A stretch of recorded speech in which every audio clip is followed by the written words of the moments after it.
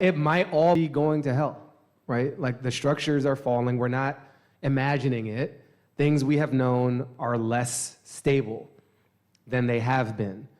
Media institutions, government institutions, business institutions, civic, all kind of institutions. And part of this project, not the headline, but the subtext, is to prepare us, right? To practice the moves and the muscles and the coordinated sets of movements we will need to create something new. It's quite possible that what we're up to is a restoration, right? It's fixing up the edifice, it's firming up a supporting column or beam. It's also quite possible that this whole building will fall down. And we're gonna need some builders. And we're gonna need people, who understand power, who understand relationships, who understand commitment to the collective, to forge society, which we will always have.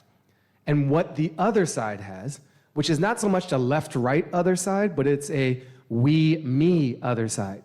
The authoritarian side has a promise that we will meet your basic needs, that you don't need to worry yourself about power, because I got you and screw them.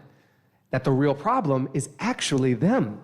And your sense of belonging only exists because there's a villain out there who looks a little different, or prays a little different, or talks a little different than you. And if I rile you up about them, I'm just distracting you. But the feeling is all that matters. So you'll rock with me. And when things all fall down, they'll be the ones to pick up the momentum, to attract the people, and promise a future that's never delivered. But the promise is so meaningful that many of us will follow it. So we're trying to create an alternative path to that authoritarian overpromise, underdeliver, to the idea of not just patching up an institution, but maybe we have to wholesale build a new one. We're not gonna be able to do that if we don't have practice building with each other. There you go, it's on the record now.